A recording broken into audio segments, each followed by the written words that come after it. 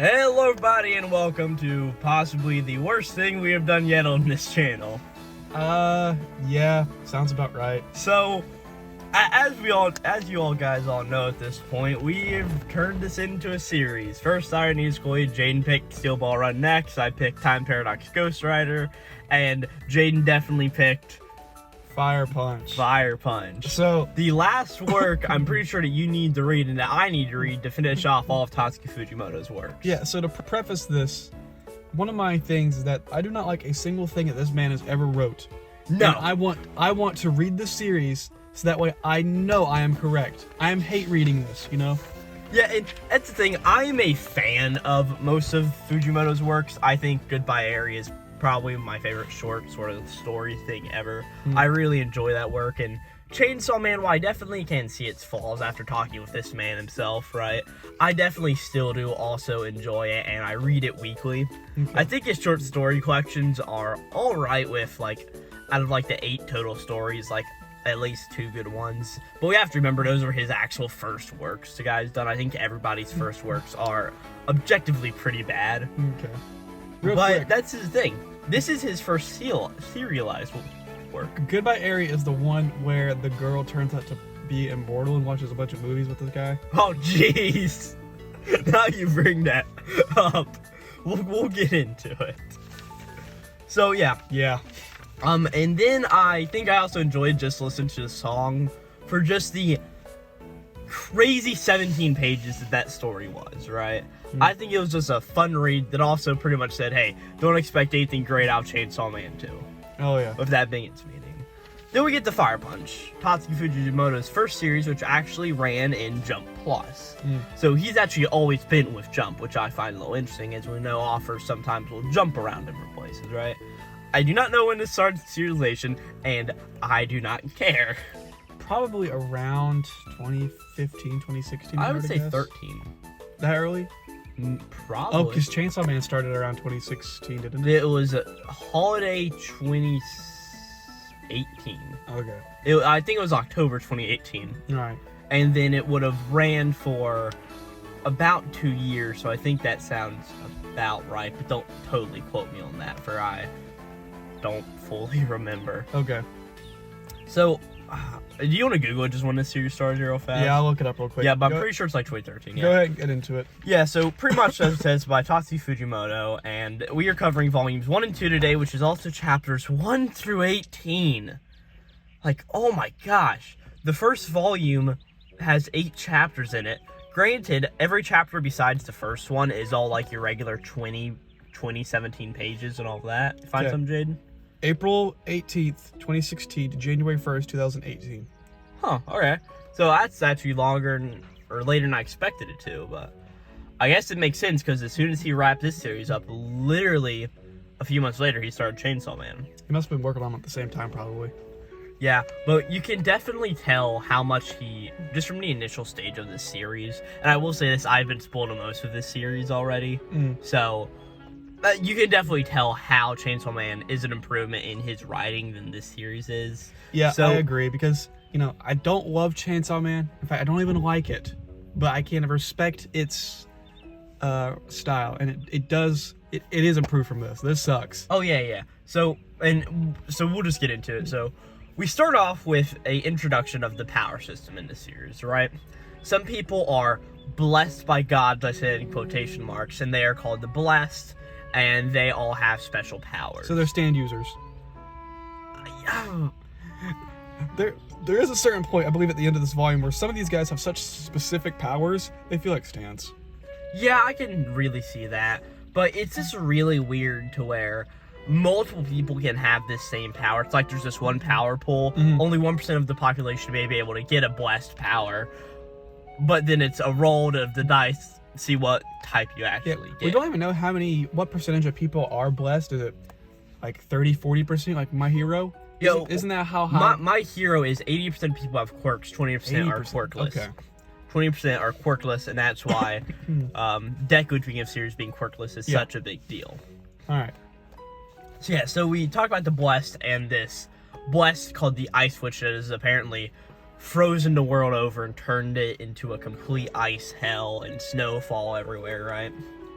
And we also get narration of how all of these people yearn for fire because it's the one thing that they can sort of rely on to keep it there, right? At this point, we meet our main characters, right? Or at least our main character, right? Yeah. Agni and Luna, right? I'm pretty sure that I've heard that the Greek word for fire is something like Agni, Probably. right? And that Agni is also in constant agony. That's what I gathered from it. Yeah. Especially because it's Japanese, it would be Agni. Yeah. So yeah. So Agni and Luna of course, sort of means the moon. yeah. But they both have a regeneration power, right? We sort of open it up with Agni having his arm laid on a stump of wood. Already we're cutting off body parts. Yeah, and Like 2 pages in. And Luna just swings down the axe. It's sort of like Agni's little remark of, "Hey, thanks for knocking it off in one clean blow." Right? Great. So pretty much we learn about how they are cutting off their arms and drying them out to feed the people of the town because all of the food has gone to shit. Jesus. All right, we're already down to eating things, which is one thing that Fugimoto loves to do in literally everything. Another thing he loves is sex, smoking, and movies, my god, all of which we see today. The smoking, holy shit! I have a whole thing like fucking rant for that shit later. So as we get to it, right, we see that they're cutting off people's arms and they're going to feed it everybody. And we get into the last guy's house, and oh no, they are dead because they refuse to eat the body parts of another human. Obviously, Makes sense. At this point, we cut over to Agni and Luna in their bed at night, getting ready to go to bed. And Agni talks about the warm times, because I guess he was around for long enough to experience them. I see. Here's the thing. The timeline in this series seems really fucked up. Because we obviously know that Agni and Luna are regenerating people. Yeah, right? So they could have lived for a long time, because we eventually hear that one of these people with regeneration powers has lived for at least 300 years. Yeah. So it's like, how long have they been living? How long ago did this hell come onto the world? It's just never explained. I feel like if it did, it would sort of add a little bit of more context to it. No, you're right. They never have any dates or anything. It's just, this happened. And it's just alluding to, yeah, I've been alive for 300 years. I've been alive for, yeah. So, pretty much, and then we get the insinuation, Luna really wants to fuck Agni, and Agni wants to fuck her back. I wrote on my paper, Alabama already? Question mark.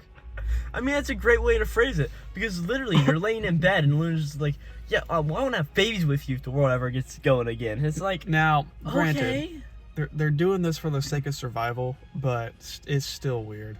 Yeah, and you can definitely tell that Agni and Luna are the only two people that they've had, and spoiler alert, Luna dies at the end of this chapter, right? And at that point, Agni sort of just, it's his revenge that fuels him, but not really, right? It's really weird. So, yeah, they own a fuck. They now go to the old guy's funeral, where one of the other people in this town, I think there's only like 6 or 7, gives Agni a bottle of milk. And all of a sudden, Agni's like, alright, good. He goes out hunting in the woods, shoots a deer as a plane flies over their town. At this point, I think the setting is relatively interesting. Oh, yeah. I mean, I definitely think a frozen world, and of course, knowing that this guy eventually gets a fire ability from the name, it's a very interesting, like, oh, is he going to go after the ice switch, kill them? And it's like, fire versus ice. I mean, that makes perfect sense. I mean, yeah. And also, like, I think the idea of the blessed is alright, except just later in the series, we just see 18 regenerative powers, and that's it. Right? Yeah. I mean, at this point, I'm thinking the setting's interesting. It allows Fujimoto to draw the backgrounds easily because they're all just white. Yeah, and that's definitely Fujimoto's sort of key area right there. I mean, you can obviously tell that this is his art style. So, yeah, because I think a lot of times there's a character, the movie girl who we get to, looks just like Reze at points, I think. I can definitely see that. And also they got that same style to where, to be honestly, I can't tell if these characters are a dude or a guy until it's specifically stated. Yep. Or Tatsumoto really makes an effort to show their curves. Oh my god. So at this point, the plane lands, and there's this dude named Doma here, right? Yep. He's standing here, and he's like, alright, we're going to take all these people as slaves, kill all the old people, and eventually they learn that they are eating body parts. And Doma pretty much says, these guys aren't people, so we're gonna dye them, right? Yeah, one thing I like was when he said there was no village here. I think that was a pretty cool line. Yeah, it was. And this guy who looks like Captain Erwin from Attack on Titan has napalm powers. Oh boy. Yeah, so pretty much his blessed power is that he has a never-ending flame. It's like the Amaterasu in Naruto. I think that's what they called it there. I didn't watch Naruto. Yeah, I've only read like 500 chapters of it, so I don't remember. But pretty much the fuel keeps burning. Whenever this fire is burning, the fire won't go out until the fuel has perished, right? Well, pretty much Agni's like, hey, what are you doing here? Like, don't take all these people, right? As Doma uses his fire powers to engulf the entire town and kill everybody, except for Luna and Agni, and pretty much Agni's regeneration powers catch up, and he regenerates along with the fire.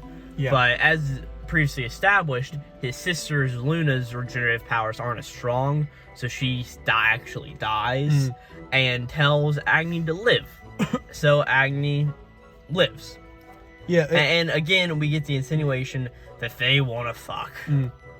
Great, Fugimoto. I fucking love this series. Yeah, but they really, I mean, makes similar callbacks to Chainsaw Man with the perpetual motion machine, and the whole thing of no matter how much he gets burned, he just regenerates it back. Yeah. So this is a perpetually burning man. There's nothing that can really extinguish him. And I do like this next part, right? It's like, for 1 year, it's like, I just sat there in agony. On year 3, I started to be able to walk. Year 5, I started to be able to move around without as much pain. And year 8, I was sort of nullified to it. Right? I thought that was sort of interesting. And this actually puts Agni at 23 years old. Okay. So that's just a fun thing to know. Because I never traced the age of him. Yeah. So does it say he's 23? It says that he's 15 at the beginning of it. Okay. And then 8 years would be around 23, 24. So then the apocalyptic ice age event must have not happened too long ago. And that's what I'm thinking, but the way characters talk about it later, I don't remember specifically, but it seems like it happened a long time ago. Yeah, like a good 100 years ago or so. Like it's just so that's just the thing, it's like, the continuity just doesn't really make sense. Granted, as we'll see, most of this world is a sham in the very last chapter of this section. Yeah. But pretty much we cut to guards transporting a lot of people to be slaves for the great city of...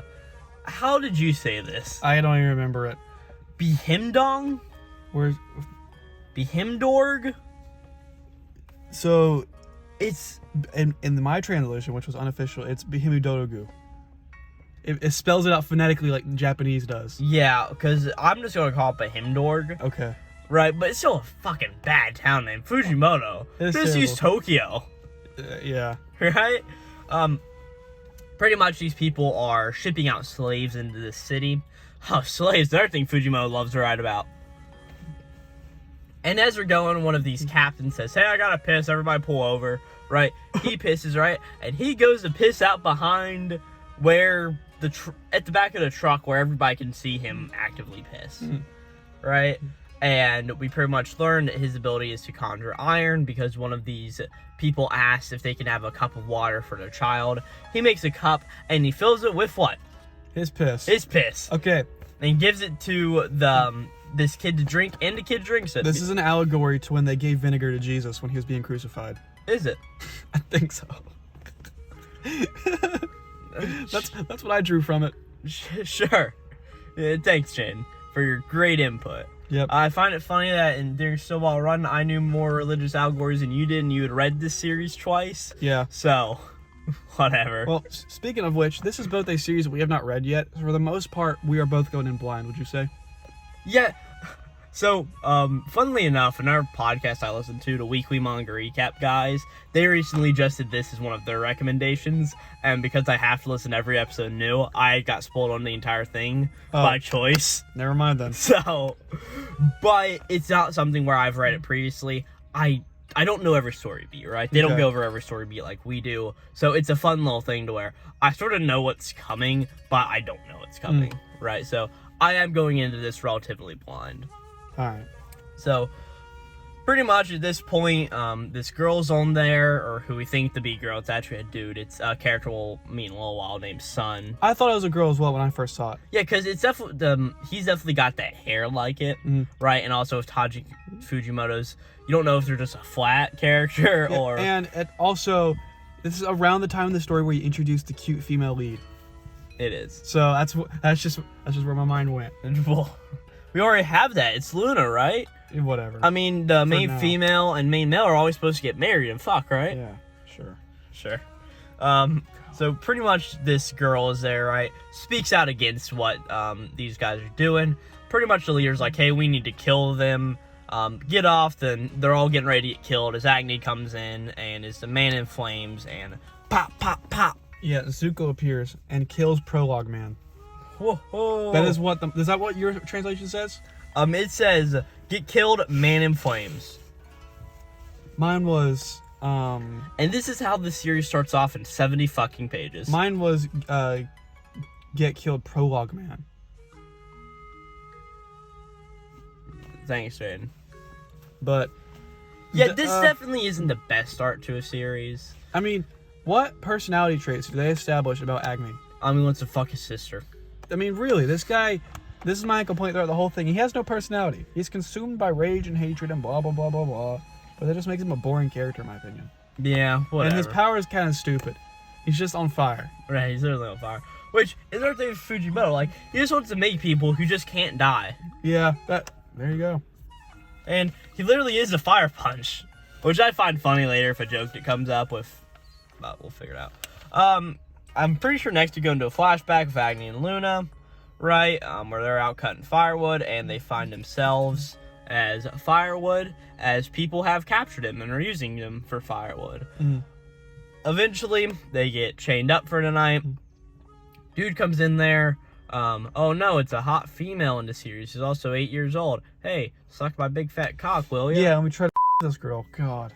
Yeah, already getting spicy. Fucking love it. Just to skip all of it, Agni fucking murders the dude. Yeah.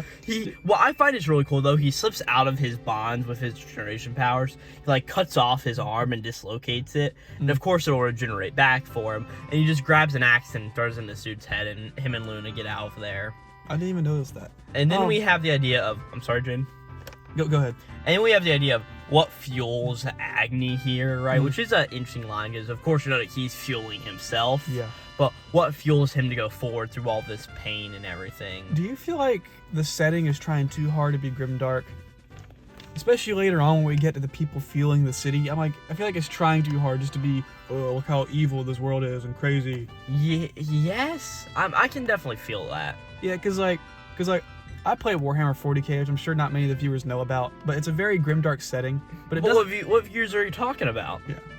Oh well, but it doesn't take itself seriously. Kind of like us. It's like Chainsaw Man. The Chainsaw Man world objectively sucks ass, right? Demons and devils running around, and most of the devil hunters are pretty much shit. Yeah, they all suck, right? But you have fun with this. But I feel like here they're just trying too hard. They're trying to make it like almost like a horror series in a way. Yeah, and it's like okay, great. As we'll eventually see that Agni's like the one burning, shining hope, but whatever. So pretty much Agni's like, what fuels me? He kills all these guys and pretty much asks everybody, hey, this Behemdorg place, right? What's going on here? How can I get there? Of course, that's where he thinks Doma is, and he wants to fucking kill Doma. Yeah. At this point, this guy, Sun, starts running after him. I think Sun's 8 years old or something, as we'll find out later. I think that's right, yeah. And he's like, hey, you saved me now. He's like, I did not save any of you. Right? It was just something that on his quest to kill Doma. Yeah. Again, this guy, he doesn't give a shit about anybody. No. He doesn't have any really decent motivations. He has no dialogue other than to get to point B to kill his target. And I feel like, as I was reading this, I'm like, okay, we're about 2 volumes in. Where can this go from here? How is there 6 more volumes worth of content out of this? Yeah, it definitely feels like, oh yeah, this is getting canceled here in the next volume. I mean, it really feels like just a drawn-out one-shot. I don't think you understand how Shonen Jump cancellations work, because of course you're not big in a magazine. But this definitely has a thing of, oh yeah, this is about to get axed. Granted, this is in Jump Plus, a digital magazine. Stuff normally runs longer in there, but stuff still does get axed around 50 chapters. Yeah. So just to see this actually make it to 83 or whatever it is, interesting. And if I'm not mistaken, this story did wrap up how it's supposed to, right? If I'm not mistaken, yeah. Okay. So, chapter 3, we meet this dude named Sun, right? And Sun and Agni go back and forth, Agni like, oh, I'd say me and Sun's... We see that Sun's a fucking airhead, pretty much. Yeah. Right? He's a moron, which I sort of think can be a little fun, but Sun's obviously stupid. But he's also a child. He is. I do like the scene where he pulled out sugar and it blew away and said, oh no, the wind ate it. Yeah. I thought that was a creative use of dialogue. He's really a moron, right? And oh no, we see the bad guys on the hill getting ready to kill Agni. What could we do, Jaden? Oh my god. We fire punch them. Pretty much these guys do slave talk and talk about how all these slaves are going on. Yeah, I think what they do is they sell off all the pretty women, they use all the ugly women for breeding, and they put all the men to hard manual labor. And they also use the children in whatever group they fall into. Yeah. Oh. Jesus Christ. If they don't first. Alright, backstory of Sun. Pretty much he got told to leave his town. Yeah. We'll find out more about that later, right? They're pretty much cooking him out because, as Sun thinks of it, they're all eating him for... he's taking up too much food. He won't be good enough to help out town. So. Yeah, because he sucks. He contributes nothing. Yep. They go to a house, right? And then he's like, I'll drop you off here. Don't follow me, right? Sleep tonight. As we see that Sun has electricity power. Yep. And at this point in series, I'm like, oh, that's pretty cool. We now have we have Regeneration, right? Which is a fine power. We also have the Eternal Burning Flame and electricity. Cool. Well, what our varied powers are we going to get throughout the rest of these 2 volumes? Depends on if they're hooked up to a machine or not. Chapter 4. No, there's a little bit more left. Yeah, not a little bit more left, right? They're pretty much talking about stuff, right? I wrote down forget. Do you remember where that comes up during all of this? The what? I wrote down the word forget. No. Oh. We just need to eventually get our computers here to scrub through the chapters as we go through them. I did write down guns. Something about guns. Yes, we'll get to that. Which is another thing that Fugimoto seems to love. I don't know. If it's a big part of toxic American culture, he wants in on it. Oh yeah, he definitely does. Right. So eventually, we learn that Sun is just really stupid again. More stuff about how Sun loves sugar. And he pretty much says like, hey, what do you love and what do you not want to forget? And he's like, I don't want to forget my brother, all this. He says sugar twice. Fun little joke. They start to lay down. We learn that Agni, whenever he starts to lie down, he starts to writhe in pain because whenever he's thinking about something, the fire doesn't hurt as much. Right? Which I think if you've been burning for 8 years, you would have at least gotten a bit numb to it at that point. Yeah, again, his pain receptors are probably shot at this point, so what's it matter? But he's also regenerating new ones too. That's true, I guess. So, whatever. I don't think we really need to figure out the mechanics behind this flame punch, dude. Or flame man as we... Jeez. And then Agni is shot in the head. And Sun's like, what the fuck? Yep. 4. It actually starts off exactly what I just said. Sun, what the fuck? Yeah. Agni's down. Oh no, Agni's back up again, right? A little bit of a fight that goes beyond the 2. Dude pretty much pulls out a gun, puts it up Sun's head, and like, hey, I'll kill this dude, right? And he's like, hey, I don't care, right? He's like, I don't care at all. And Sun says, hey, God, will you live for me? Because he looks at Agni as a god. And all of a sudden, he used his electricity powers, knocks out the dude. As, from all I know, a big snowdrift comes through the house. I guess. Because you know what I'm talking about, right? I think so, yeah, I know what you're talking about. And like, the house is suddenly gone, there's a big snowdrift, and... I wrote plot convenience. Yeah. And Agni is here, and I find this interesting. He sort of cares about Sun at this point and goes to look for him. So apparently, it's a weird thing to where he doesn't show emotions, but he does? Yeah, I wrote going insane at the beginning of this, and I put dumb motivations. Because, like, yeah, like what you said is that he doesn't seem to care until he does. Yep, and eventually we go to Sun's backstory. Pretty much a plague was affecting his town, and he was the only one not affected because he was a blessed. So he pretty much got shut down, and it seems like Sun actually has put 2 and 2 together and does realize this. Pretty much everybody in his town didn't want to see him die, which, that's good character writing, right? If you have a dumb character and you have sort of that as their backstory and why they are shut out from their town, I do think that that is a genuinely good thing, but this series just has nothing really going for it, so it's not what it could be. It's hard to enjoy the fine things when it's covered in shit, you know? But also being covered in shit sort of can make the fine things look better. That knowledge, interpretation, greatness. Okay. Whatever, we still have 14 chapters to go. Oh! Alright, pretty much, and at this point, Agni finds Sun, and they keep on walking, right? Chapter 5, Sun is a dipshit, he's a dumbass. Yeah, P. There's like a whole 2 pages of him pissing. Yeah, you're like, I pissed for a lifetime.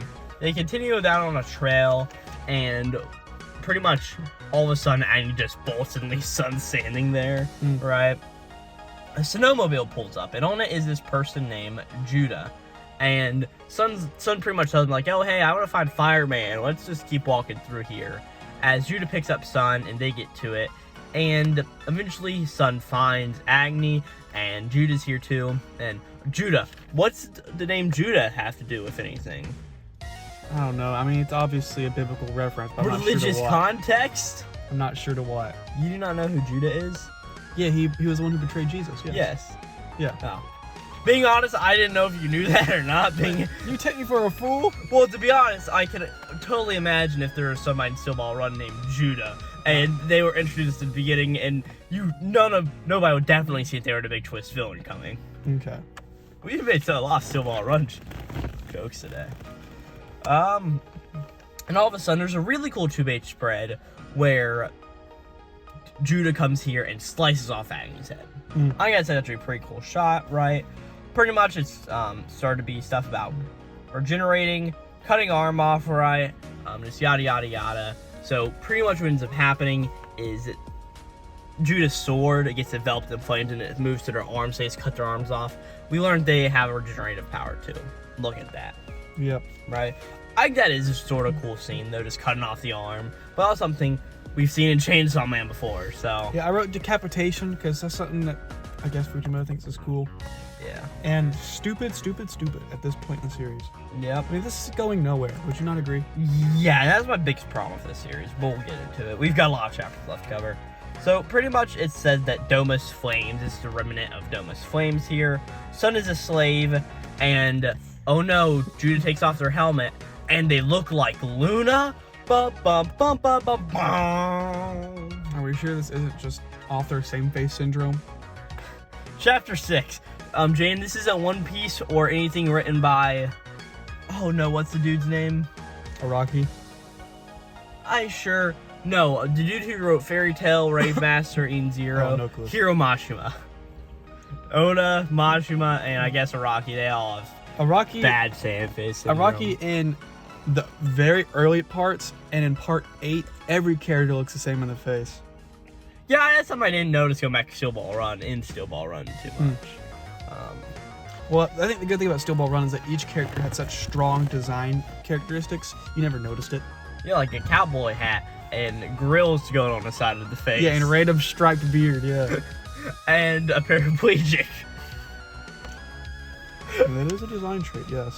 I will admit, for as much as I shit on Steel Ball Run, it's a good series. Okay. I can admit that. So pretty much, we cut back to, what's the girl's name? Judah. Judah pretty much pulls out some fireproof cloth, and we learned this isn't the real stuff, but it's good enough, and wraps up Agni's head in it, right? This is interesting. They call this a remnant from the 6th generation. Yeah, I noticed which is that another as well. timeline thing that doesn't get explained yet. Yeah, I noticed that as well. They brought it up, and then they never elaborated on it. Yeah, so that's fine. They now are getting to the city, right? We meet Doma actually here, right? Doma is around. And we're pretty much going through it and Agni's head's on the ground, and they are pumping around in it a minute, right? Pretty much the only way to keep him down is to constantly pump his brain full of lead, and that's what they do. Yeah. How much money and bullets are they wasting just shooting this man? I mean, I really don't know how expensive bullets are in this world. Well, you've got to think, no production's going on of them, unless there's a bless that can just, oh no, make whole bullets. Yeah, and I don't know if this takes place in Japan, where guns were highly illegal, or I guess they still would be. Yeah, there's nothing in this thing is explained. We see the city, and you can obviously tell that it was traced from a photo, but we see, like, Gothic churches in one corner, which implies that it might be European, maybe? So, I'm leaning more towards that, but still, I have no idea. Yeah, we really don't know. At this point, there's a mark crying. He's like, "You're Luna, aren't you? You're Luna." But she's like, "Luna is dead, right? I am Judah." We now cut to where Sun is going. Sun is pretty much being sold into slavery, and he is pretty much paired up with this girl who we'll learn is Nanetto, right? I said that she looked like the new Chainsaw Man villain that shows up at the beginning of part 2. What's her name? I don't know if she's necessarily a villain. Is it It's Asa. Asa, I think she looks like her, yeah. I can see that, but that's definitely something of Fujimoto's works. A lot of characters look the exact same. Yeah. As you said earlier, Togata, the movie girl, definitely does look like Reze at points. So, I actually don't know if that was on the recording, if that was on pre-recording talk. Maybe. Who knows? Pretty much, Nanetto is 13 and Sun is 8, so Nanetto's like, hey, you need to call me Nanetto-san, right? Look at that, right? Pretty much, they make a plan to escape, or they don't really make a plan to escape. Who's his face wants to escape, Sun does, but he doesn't really have a plan. And at this point, this guy named Jack walks into the room with 2 dogs, and they're like, what are you gonna have us do for you? And he's like, well, I'm a nice guy, so I think I've got a good job opportunity for you two. And that's where the chapter ends, right? That's where the chapter ends. Okay. Because it really starts getting good in the 7th. Oh, boy.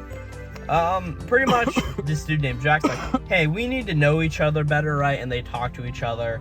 Nanetto gives her sob story of her life, which I didn't bother to remember, right? But pretty much, like, I wanted to run away and all of that good stuff. And we pretty much learned now that in the last chapter, there was a deal between Sun and Nanetto that whenever Nanetto sticked out her tongue, Sun would use his powers to zap the dude, right? Well, Nanetto sticks her tongue out, and Sun's just such a dumbass, he forgot. He forgot, yeah. Right? So he doesn't do it, right? Oh, and now we know what this guy wants to have Sun and Nanetto do. You care to tell us, Jaden? Bestiality. Fuck his dogs. He was gonna have him screw the dogs. Oh, great. Oh, look at that. Sun is first. Sun's got a dick. Man, if I had $1 for every instance of pit of throughout these chapters, I could have bought the volume by now. You really could have. Well, Jane, we have to remember, this is shown in some signature title because it has titties and sexual insinuations in it. So it's $13. Mind you, the series is not wrapped. It seriously costs more for explicit content in manga? No, it's just, Shonen Jump does their Shonen Jump signature line, which are bigger trim size volumes. Oh, okay, so there's, okay, I was about to say, I'm not going to be paying extra to see a little boob of a 8-year-old. No, so this is a larger trim size volume. Okay. It's not your regular $10 book, or 11, whatever you call it. So, yeah, at this point, Zap does the thing, and Jack is down. Nanetto and Sun start to run out of the room, and oh, look at that, Sun's legs get cut off. Okay? There's this big-ass butcher-looking dude named Ivan outside, right? Apparently he's brothers with Jack. Does it matter? No, because Ivan dies. Yeah. Not now, but later. I'm amazed you're remembering all these names, because I forgot all of them. Oh, I wrote them all down. They introduced too many characters too quickly. I don't think they necessarily did. And half of them get thrown away. That's a bad thing. Yeah. Have them get thrown away. Pretty much what happens now is Ivan throws over Sun to Jack, because Sun still wants to use him since he's a blessed electricity power. Yeah. And we see that he sort of cauterizes his legs. Yeah. This doesn't really... I think he has some sort of healing power. The Hatward's just regeneration that he can use on other people or something. So it's but like, it's not explained. So it's like Cream Starter. Yeah, to be honest, that's probably our best example of it. Yeah. Go listen to Silver Run reviews to get all of these antics. Yeah. Plug yourself. Go ahead. Yep. And we pretty much learned that Blessed and the city of Behimdorg have a fate worse than death, right? As I wrote Runtown. Oh yeah, that now. We see exactly what they do in the next couple chapters. Yeah, but pretty much what his electricity powers do is it's going to help feed electricity to the town, and it's such a bad thing, right? Mm-hmm. Then we cut to a small room where we see Ivan, a dude named Jack, and Judah all sitting there, smoking up cigarettes, getting lights for each other, like looking like badasses, right? As apparently we understand Doma left this organization years ago. Chapter end. That's the end of chapter 7? I think. Okay. What, do you have anything different wrote down? No. I wrote this is genuinely stupid. Oh yeah, At this point it's like, oh great. I can't totally wait. Yeah. Whatever. It's definitely the smoking thing is definitely big and prevalent and just continues to persist throughout this entire thing. It persists throughout Chainsaw Man as well with the whole Akihimeno thing. Yes. But I feel that also, you know... But also, it's not reference after chapter 8. Let me smoke. Hey, let me smoke. Hey, let me smoke. Hey, let me And also, that was meant to develop the character. And I know you're going to disagree with me, but in my opinion, it did. In the story. So... I guess. So, yeah, like I said, it's a whole easy revenge thing in Chainsaw Man. And really, it's just that Aki smokes, and that's it for the rest of the series after that point, right? Well, in this series, like I said, every 4 minutes, it's let's slide smoke, let's slide smoke, let's slide smoke. Yeah. Oh! Chapter 8, Agni is still dead on the ground. He's trying to regenerate. Doma appears. Agni regenerates himself. Doma asks for forgiveness. Yeah, this guy's begging for forgiveness. What a loser. He's like, oh no, I don't want to kill anybody anymore. That was me in my past for what I've done I do not mean to do. Right? And we always tell that he's fucked in the head. He's like, I'll do anything but die. At this point, we just cut away to this guy named Togata. Not guy, girl. Yeah. Togata's here, and they like to make movies. Yeah. And they love to watch movies, but whenever this thing happened, they can't watch movies anymore, so they want to shoot their own, right? Like, well, I had some people out filming for me to find something to do about, and there was this guy set on fire, and I'm like, and he's like, I wonder what I'm going to call this series. And he goes through a lot of names, right? And then he starts to get to Fireman, I've got it. So I think that's a fun little joke. And we then cut to Agni dead on the ground, or so it seems. Yeah. That was a good summary for chapter 8, because that is the entire thing. Yeah, it's literally like, there's the whole thing of Doma, and then halfway through, it just cuts to Togata. So at this point, I wrote, why can't this be over already? Because the story that this is currently going through feels like Time Paradox Ghost Rider. I already feel like we're at the end of the story. Yeah. We're already reaching a point where you can't really go much further. What do we do after this guy kills Doma? Does he go after the Ice Queen, whatever her name was? I mean, which we then find out later that doesn't actually exist. So not only... Yeah, we'll get into it. Fugimoto killed his own plot! Yes, and Togata's here, and the whole thing with Togata is that they like movies, and of course we know that Fugimoto is a massive movie buff. He loves movies. I mean, think of the Chainsaw Man opening, Kick Back. I mean, think of just all the movie references in that. So, it's fine. Chapter 9, Doma and Judah talk, right? We pretty much understand from this that Judah is 130 years old, right? And pretty much there's a whole fight between the two, and Agni gets decapitated again and shoved in a box this time, right? They're going to throw his head in the ocean so he cannot regenerate, apparently, right? This dude Ivan is coming, and he is bringing along with him Neneto, the girl who's with Sun. So the way I took it was that, so first, how can Agni even die in the first place? It seems impossible. Well, the way he sort of states it, and the way Luna died, is that if he concentrates all of his abilities, he can make himself not regenerate. Okay, which would explain why he doesn't grow in the box and like, you know those square watermelons you can buy in Japan? Yeah. I feel like he would turn into that, you know? But that was a very strange if he does, Well, going to Undead Unluck, right, in our series. A whole thing is that with the main character who has undead powers, which pretty much means he negates everything around death, so he pretty much has regeneration. If he cuts off his head, he cannot go to fill that space, and he gets shoved into this ball that can't be broken. So that's how they capture him. Yeah. Right? So that's sort of the thing there, and I guess it's the same here. That's at least how I looked at it. So I think what they were going to do is maybe I guess they're going to throw the box in the ocean, let it sink, so he'd kind of die like Magenta. Yeah, but also, this wasn't explained. Yeah. Again, that was something. Jane, I also got your still ball run pun. I will leave that there. I think that's seriously what they were planning on doing. Is just stranding him till he just, stayed there. We also meet this dude named Master Simon, right? And Judah says, man, it's a blessing that all of the regenerative blessed are here in one place, right? Yep. Which, of course, we learn here later. This is only like a fraction of them. Yeah, this seems to be the only power that these people have. Is regeneration. Yeah. Yeah, so we see Ivan, Judah, and Simon, and we now have Agni. So another thing is... And, well, let me just finish out this chapter, if you don't mind. Okay. They are now getting on the train, right? And they just fucking smoke the entire time. Yep. It's like, why? And all of a sudden, it's, hey, we're going to fucking Neto, right? Let's get done with it. As we see Ivan starting to do his thing, and Togata walks in, right? And we'll learn here in a second that Togata's another regenerative blessed. Yeah. It's like, oh my gosh.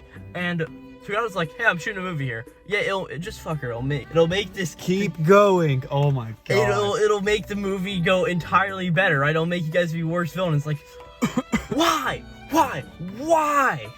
I feel like there's got to be a certain moral line that this woman has to cross, and allowing people to be because it's more interesting for a movie. Yeah. Another thing is, so yeah, what were we going to say earlier? Judah claimed that she was like, what, 130? Yeah. Then she can't be the sister of what's his name? Agni. Yeah. Unless she's making that up. But I think Agni is so deep in this has to be my sister, right? Yeah. It has to be. But I think he's just so screwed in the head he doesn't care. Yeah. That's the thing. You can't have a main character who's mentally insane. It doesn't really work. Yeah. So, yeah, chapter 9 is just more of the, oh, why? It's like, unless the series somehow gets so much better, which I honestly don't think it will, it's like, this is just so many, like, sexual shit I don't care for. It's already set itself up for the tone, and if it's going to be like this the entire time, it's going to suck. Yeah, and I honestly hope it doesn't, right? So, chapter 10, we actually learned that Togata is blessed. And I love this line that Togata gives eventually. It's like, a life without Toy Story ain't shit. What? Togata literally says, yeah, I just want to make a movie because a life without Toy Story ain't shit. I didn't get that one. So, it's just fun stuff. I do like the line when she says, let's go look at the MC of this world. Yeah, I don't think I had that line. Of course, I'm reading official, you're reading 7 Seas edition. Okay. Not 7 Seas of publisher, 7 Seas like pirated. Yeah. That's a very important distinction. Yes, it is. Yeah, so Togata wants to shoot a movie. There's a bunch of weird shit, and Togata actually is sort of a badass, right? Just kills all these people. This fight scene has got to be a movie reference. I feel like the way that it's drawn and the angles and shots and whatnot, it has to be. Yeah, there's more of the, oh man, let's fuck Neto shit. And eventually, she just fucking kills Ivan. Ivan's dead on the ground, and Ivan has an artificial skeleton. Okay. Yeah, I remember she says something about, like, I haven't seen something like this since the last Home Alone movie, which implies that there was a third one. Or a fourth one, however many there are. Yeah, so, another just weird thing. And this is actually one of my favorite parts about this. Togata pretty much just brings in Neto and just makes Neto the camera girl. I think that's just pretty funny, actually. Yeah. So, this character will obviously stick around. So, and that's the end of chapter 10. Stupid female characters is what I wrote down. Oh, great. So, chapter 11, mine opens with an illustration. Did you get that? Of what? Of, what's her name? Togata? The movie girl? Yeah, I do what? She's wearing a t-shirt with the volume cover of Volume 1 on it. No. Okay, but now I gotta pull it up. Go ahead and start talking. I'll show you this real quick. Yeah, because of course, I'm reading the things that were published in volumes, like what's actually in the volumes. So, whatever, I digress. So, pretty much, Simon is the other dude on this train. Him and Judah are sitting in a car. Simon hears everything going on and goes to walk out because they are going to see what's going on. I do love this as Simon walks into the room where Tagada and Neneto are. Neneto is pretty much just trying to make, or Tagada is trying to make Neneto a very good movie person, right? And he's pretty much just like, hey, let's talk about all of this, right? Simon and all of them talk, and eventually, like, Neneto's like, or not Neneto, Tagada's like, man, this is really funny, right? All of the powers are the same. This won't make for a good movie at all. Yeah. It gets pointed out explicitly. It's starting to get meta. That's what I wrote. Yeah. And they also tell her, oh, my name's Emma, and that one's name's Watson. Did you get that as well? Yes. There you go. Yeah, it's an interesting illustration. Make that the cover of your video. But sure. I guess I always use the volume covers anyways, sure. So, where was I? So, and now it's a really interesting moment where two guys like, just cut all this out now. You don't need to keep filming, right? We're going to lose better this way. And it cuts out, screen goes to black, opens back up. Simon is on the ground, dead. Yeah, they do one of those scenes where they get instantly killed in one manga frame. Yeah. Which he's done before. Yeah, which I find is really funny with the joke of, hey, we're going to cut all of this out, right? Yeah. And it's like this is actually the movie that we're sort of watching. Yeah. So, at this point, I wrote down it to spread as pages 8 and 9 of chapter 11, because I think it's just a really cool spread. All right. At this point, Judah comes out, and it's a Judah fight against these two, right? Again, it's repetitive, right? And at the end of it, they pretty much end up taking out Judah. It's said again that all three of these characters have, the artificial skeletons. And they're like, we have to go save the hero, right? And here's the thing. We end off with, I'm sorry, Jen. They don't explain what the artificial skeletons do. No, not at all. I guess they enhance their performance, but okay. Sure. At this point, we get some more Neneto and Tagada banter, which I guess sort of fun, and we end off chapter 11. We get... I'm sorry. We get, a reference where they kick around the head of one of the guys they killed, and they say, kick the baby, which is a reference to South Park. That's something they do in that.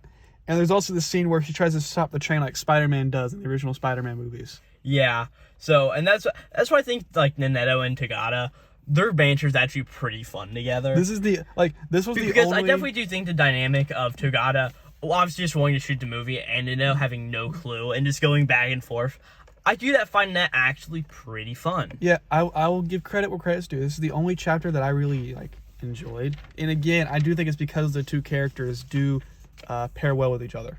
Yep.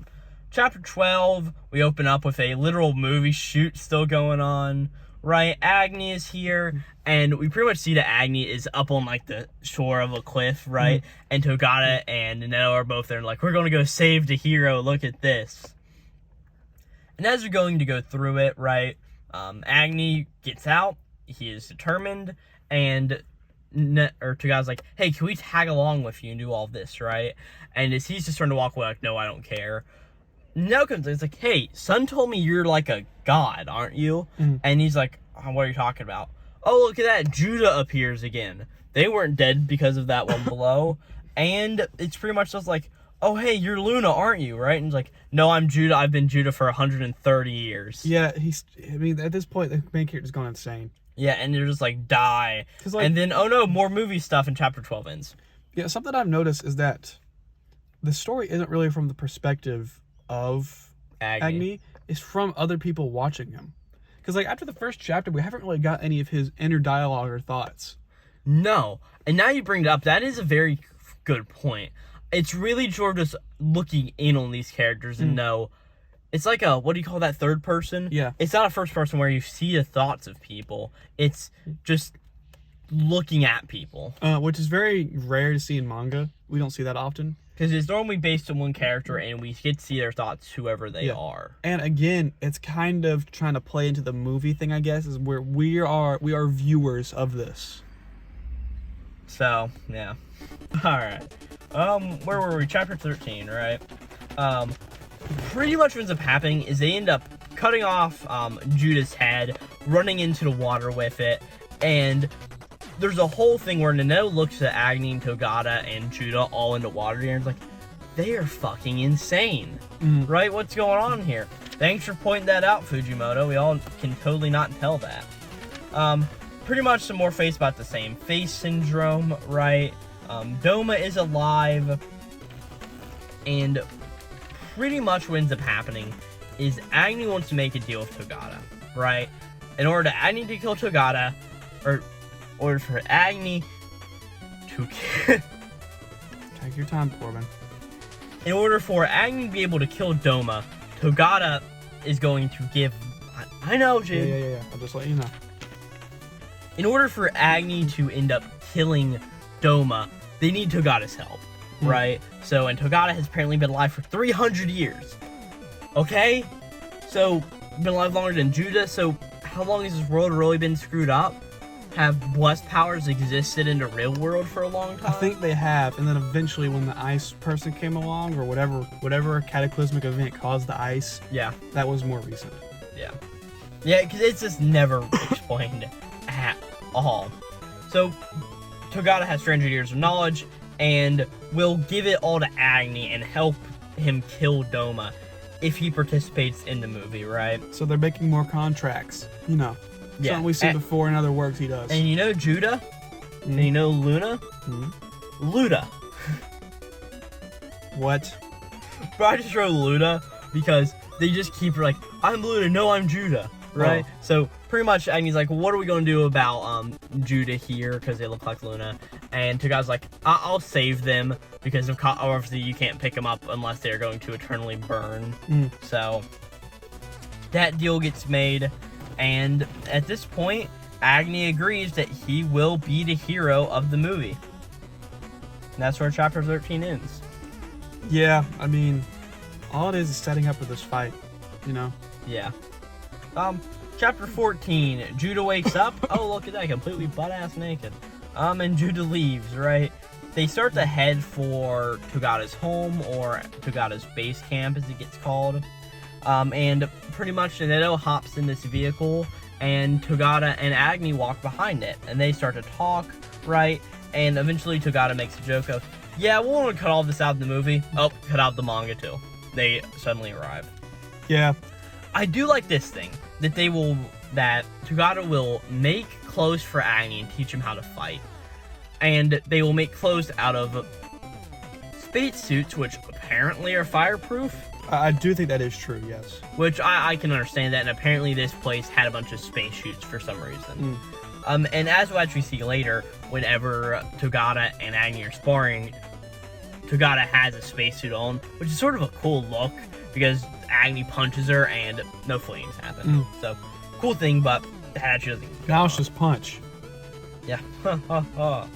So, Nenedo's here, and Nenedo finds food for these two other guys who work with Togata in order for protection. We actually learned these are the two people who told Togata about the movie thing and fire punch, whatever we call it. And pretty much we learned that these two guys are gay and they want to fuck each other. I wrote that as well. And because of this, they can't be in the big town, so they have left. And it's sort of the same thing akin to Nenedo. I remember Nenedo's backstory now. It's that she was supposed to start fucking at 13 years old and didn't want to do it, so she ran away. Great character writing. I love this series. Yep. Again, the main character I wrote has no compassion. He just doesn't seem to care or give a shit about anything. Yeah, well, we'll get to that. So, pretty much we talk about the rest of that and that these two do go and fuck each other and all that stuff. And at this point, pretty much Agni now has to act in front of the camera at all times to do stuff, right? And at this point, it's a weird thing for us here because I can't tell if it's actually what's happening or if it's being shot in the movie and it's acting.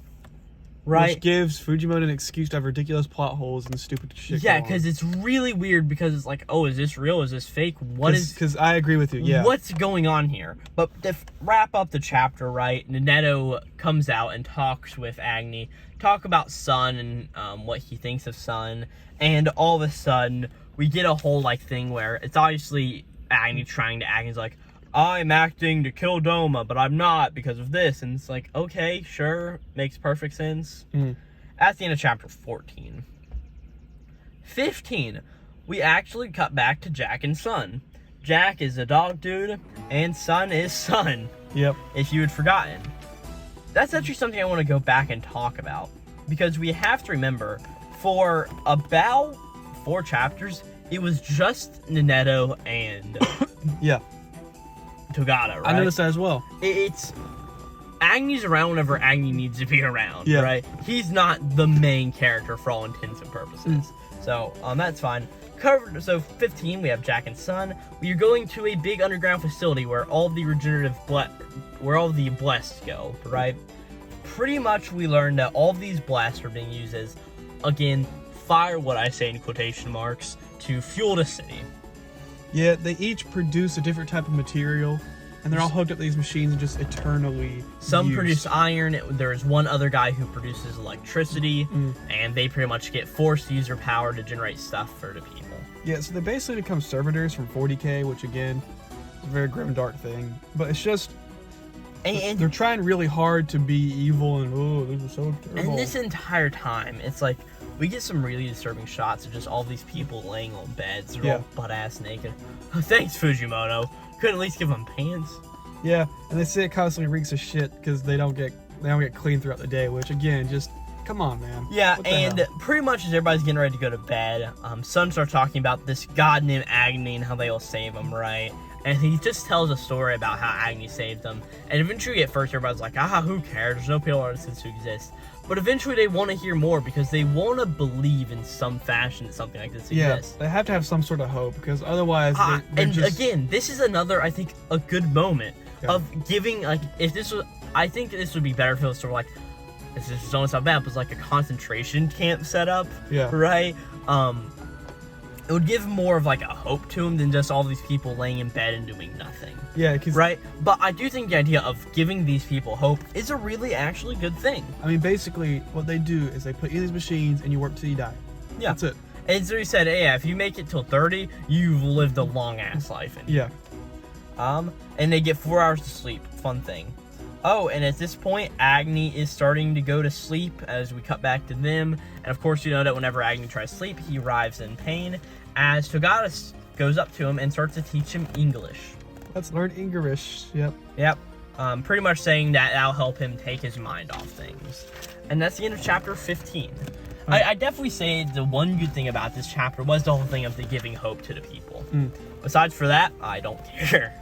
Chapter 16, penis. Yeah, chapter 16. So we get the whole thing of training and teaching Agni English, right? So they'll train for a few panels, then they'll teach English for a few panels, and they repeat that a few times, and they just go back and forth with the whole joke of Togata is teaching Agni bathroom talk words. Yeah, so ha. Would you like me to say everything that they say in my version? Sure, I honestly think this may need to get cut or it'll all be bleeped out. Penis. Dick. Asshole. It's about right. Among others, but that's the ones I remember. Yeah. It's a... sure. You might want to bleep those ones out. It's for the joke, I just bleep them all out. There are a few words we said in this, which I will have to bleep out. Yeah. But, So yeah, at this point, they keep going back and forth about it. At this point, we actually see Togata in that spacesuit.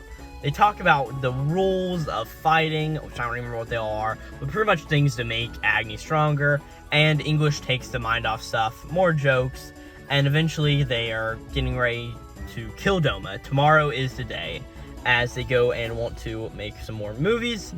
All of a sudden, we cut over to Judah and Jack. They are talking about stuff, right? And all of a sudden, this dude says, hey, on the latest shipment, some crazy dude has come in, right? Oh no, it's Togata. And Togata's a girl? Misgendering here? What the fuck? Togata comes up and shoots this guy and is like, hey, let's kill Agni together. betrayal. Oh no. Look at that. So, 17, we learned a big plan of Togata's. Pretty much what they want to do is lure Agni into a place to have Doma actually kill him. So, have Doma finish his work, pretty much. And they're pretty much, hey, we want to trust each other because of this, all of this. And he sets off a bomb in a nearby building. Yeah, It's very similar to the explosions in Breaking Bad. They look very similar Yeah, to how Walter destroyed a building one time. sure. I've never watched Breaking Bad. So they pretty much explain that all these bombs around the city, he doesn't want to kill anybody. He shouldn't have killed anybody with that last blast, which we actually don't know for a fact. So, interesting character writing, Fugimoto. This character actually has a conscience. Wow, that's Okay. the first one we've seen so far. Yeah, and pretty much what we learn is that what's going to happen is Togata wants Judah to take her to see Doma, and wants Jack to find all the bombs in the town and with his dogs. Yeah. Makes sense. At this point, they're pretty much like, hey, Doma's this really shit person.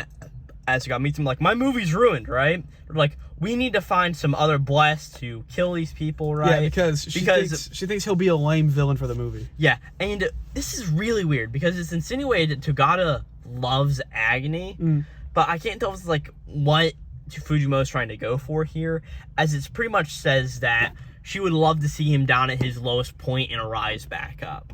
So Agony herself had to be the villain just to make Agony look cooler.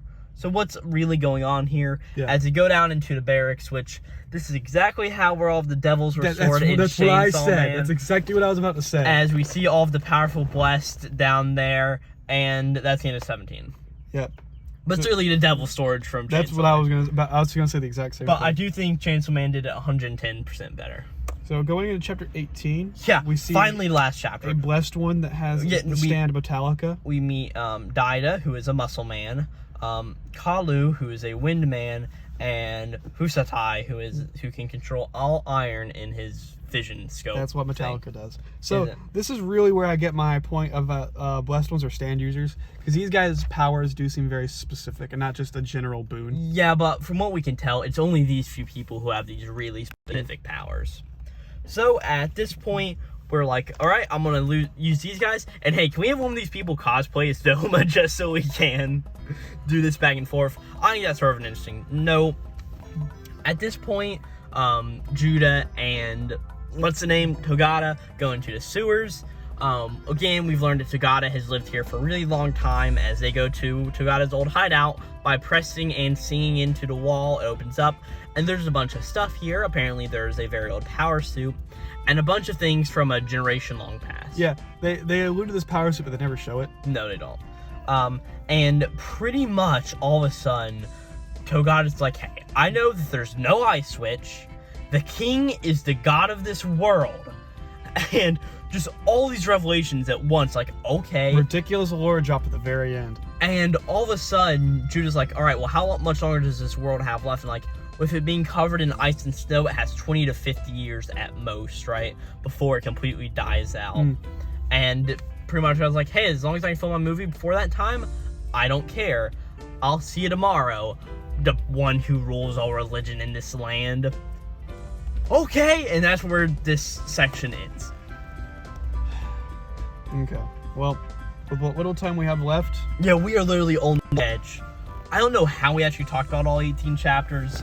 Let me go on my little rant here. Everybody smokes, there's a bunch of the sexual shit, which is bad. And then, there's no pacing in this series. Like, if we look through it, we have...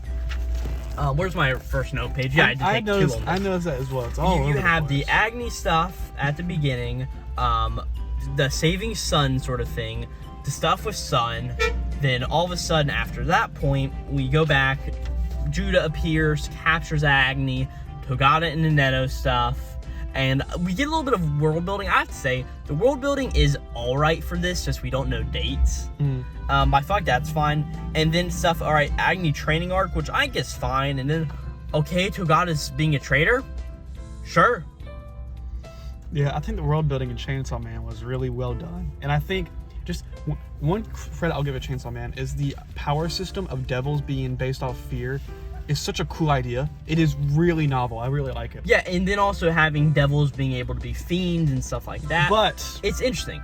But getting back to this. The blessed, cool power system, right? It works, but there's just so much stuff in it, which, My thing is, I don't know how the story can progress from here. So I give it, these volumes, a 2 out of 10. Yeah, I can definitely agree.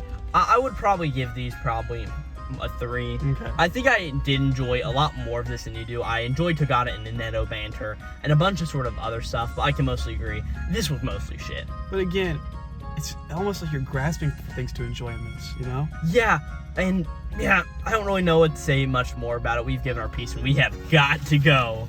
So, 3 episodes left of this torture. Yep. I feel like agony right now. So this was Fire Punch volumes 1 and 2, chapters 1 to 18, and next time we'll be back with volumes 3 and 4 to see how the series apparently should wrap up in the next 2 volumes, but apparently doesn't for the next 6. Yep. See ya. Yeah, see ya. This will be Glowplasma 231 out.